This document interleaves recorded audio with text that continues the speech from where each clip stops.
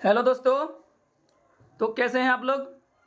मैं आपका भाई देसी रिएक्शन आशा करता हूँ सब लोग अच्छे होंगे। तो दोस्तों, आपके कानों में खबर तो आ चुकी होगी, जो अरावली का जो पर्वत है, जो पहाड़ है, वहाँ पर जो जंगल है, उसको नष्ट करने की पूरी पूरी तैयारी चल रही है। और कहा जाता है वहाँ पर जो 90 मीटर से, मतलब 100 मीटर से नीचे होगा, 90 मीटर के लमसम, उस पर्वत को तोड़ दिया जाएगा और वहाँ पर अच्छे अच्छे मॉल बनाए जाएंगे और थिएटर बनाए जाएंगे। मतलब जो चीज़ है वहाँ पर पत्थर तोड़ के, इन पर्वतों को तोड़कर, जंगलों को मिटाकर वहाँ पर कुछ ऐसे निर्माण होंगे जिसे आप सोच नहीं सकते। अगर आप बताइए, अगर ये हमारे पर्वत, ये पेड़ पौधे जो हैं कट गए, टूट गए, तो आप ऑक्सीजन कहाँ से लोगे। इसी बात को लेकर हम चर्चा में चलते हैं। हमारे पास एक वीडियो है, एक जो वीडियो भाई न्यूज़ वाला है, वो पूरी पूरी बात बता रहा है वीडियो के माध्यम से, इससे हमें क्या नुकसान है, क्या फ़ायदा है। तो देखते रहिए देसी रिएक्शन, और हम चलते हैं सीधा वीडियो की तरफ, देर ना करते हुए।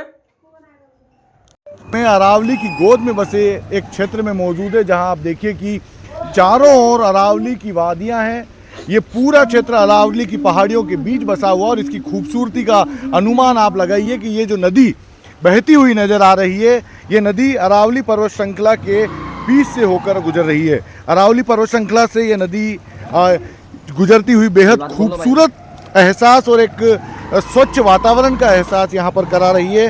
अब जब ये कहा जा रहा है कि 100 मीटर से छोटी पहाड़ियों को अरावली पर्वत श्रृंखला नहीं माना जाएगा, तो ऐसे में आप देखिए कि अब इन पर्वत श्रृंखला को बड़ा नुकसान होने की उम्मीद है, क्योंकि ये पर्वत श्रृंखला देश की सबसे बड़ी पर्वत श्रृंखलाओं में एक है, जो कि पाकिस्तान से चलकर राजस्थान के रास्ते होते हुए दिल्ली तक जाती है। तो ये बहुत बड़ी पर्वत श्रृंखला है, और छोटी छोटी पहाड़ियाँ भी इस पर्वत श्रृंखला में अपना विशेष महत्व रखती है। जो हरियाली आप देख रहे हैं, ये छोटी छोटी पहाड़ियों पर भी बहुत ज़्यादा है, जो कि इलाकों में स्वच्छ वातावरण जो है वो यहाँ के लोगों को उपलब्ध कराती है। यहाँ के जो आदिवासी अंचल के जो लोग हैं, उन्हें जीविका उपार्जन का साधन जो है वो ये अरावली पर्वत श्रृंखला है।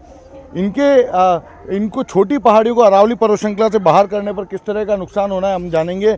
हमारे साथ में पर्यावरण प्रेमी और उदयपुर के जागरूक नागरिक भगवान प्रसाद गौड़े। भगवान जी, किस तरह से नुकसान होगा।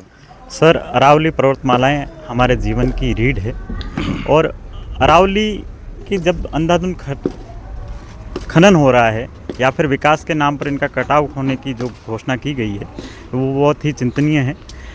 देखने की बात यह है कि आज हम कई घटनाएं ऐसी देखते हैं कि वन्य जीवों का ठिकाना घटता जा रहा है और वो शहरों के अंदर प्रवेश करने लगे हैं। हमें आज जल का स्तर घटता हुआ नज़र आ रहा है, और मौसम बेमौसम बारिश होने लगी है। तो ये पर्यावरण के अंदर जितने भी परिवर्तन हैं, तो अंधाधुंध ये जो अरावली की कटाई हो रही है, इसकी वजह से हो रहा है। और अगर ये पूरी तरह से छूट मिलेगी, तो आने वाली पीढ़ियों के लिए और मनुष्य जाति के लिए बहुत ही बड़ा खतरा पैदा होने वाला है।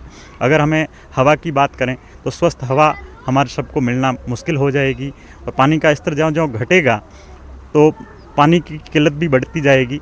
और जो आंधियों से हमारी रक्षा करने वाली अरावली है, अगर इनका खनन कर दिया जाएगा, इन्हें काट दिया जाएगा, तो आंधियों की वजह से और जो बरसात, बेमौसम की बरसात होगी, तो इससे व्यक्ति का जीवन दूभर हो जाएगा। तो मेरी सब नागरिकों से प्रार्थना है कि इन अरावली की कटाई के लिए या अरावली को खनन करने के लिए जो स्वीकृति दी जा रही है, वो नहीं देनी चाहिए, और हमारी पीढ़ियों की रक्षा के लिए हमें आगे आना चाहिए। बिल्कुल, देखिए, जहाँ तक नज़र जा रही है वहाँ तक अरावली की पहाड़ियाँ जो है वो नज़र आ रही है, और हरी भरी ये पहाड़ियाँ स्वच्छ हवा, स्वच्छ वातावरण यहाँ उपलब्ध कराती है।